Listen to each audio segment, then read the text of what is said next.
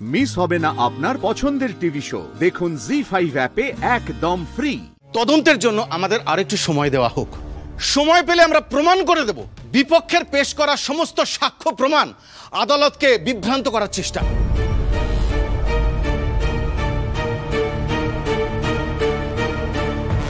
ছন্দক মজুমদারের মতন একজন খুনিকে এত সহজে মুক্তি দেওয়া অনুচিত। এটা সমাজের পক্ষে বিপজ্জনক।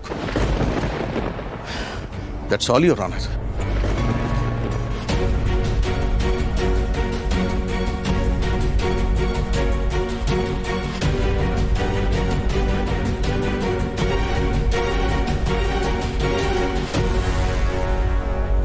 অ্যাডভোকেট ধানসিরি রায়চৌধুরী, আপনার ক্লোজিং স্টেটমেন্ট। ধর্মাবতার পাবলিক প্রসিকিউটর বললেন যে আমাদের পেশ করা সমস্ত সাক্ষ্য প্রমাণ আদালতকে বিভ্রান্ত করার জন্য। আদালতকে কে বিভ্রান্ত করছে, ডিফেন্স নাকি স্টেট? নকল পোস্টমর্টেম রিপোর্ট থেকে শুরু করে মিথ্যে অভিযোগ, কোনটা ছেড়ে কোনটা বলবো ধর্মাবতার? ট্রেনের টিকিট রেখে দেওয়াটাকে অ্যালিবাই তৈরির চেষ্টা বলা হয়েছিল লোয়ার কোর্টের কেসের সময়।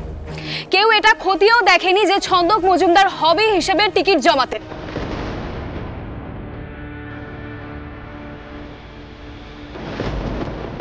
অ্যালিবাই তৈরি করার জন্য ট্রেনের টিকিট রাখেননি।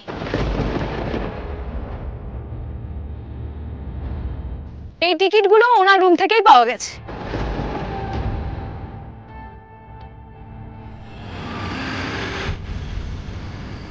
শুধু এই নয়, ছন্দক মজুমদার কেমন ছেলে, ওনার পক্ষে খুনের মতো একটা জঘন্য কাজ করা সম্ভব কিনা এটা কেউ খতিয়েও দেখেননি আগের বারের তদন্তের সময়।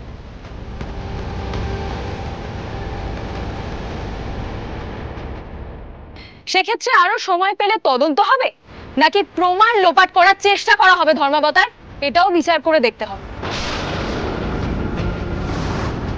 মহামান্য আদালতকে আমি অনুরোধ করব এই দিকটাও বিচার করে দেখতে। একজন নিরপরাধ মানুষ আর কত ভুগবে? That's all, your honour. আমার আর কিচ্ছু বলার নেই।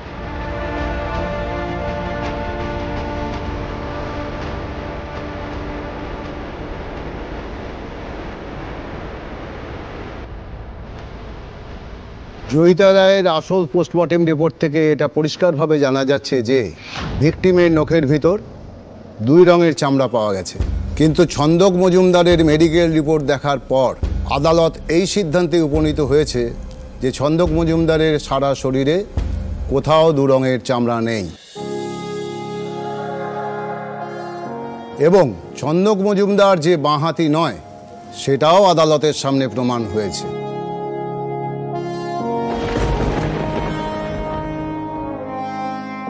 অতএব আদালত সমস্ত সাক্ষ্য প্রমাণ এবং ভিকটিমের পোস্টমর্টম রিপোর্টের উপর ভিত্তি করে ছন্দক মজুমদারকে নির্দোষ বলে ঘোষণা করছে এবং তাকে সসম্মানে মুক্তি দিচ্ছে।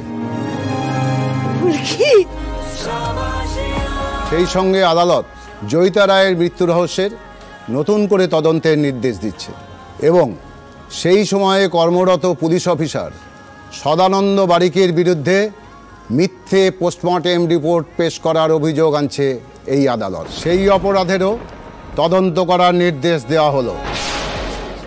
জি5 ডাউনলোড করুন আর সব এপিসোড দেখুন একদম ফ্রি।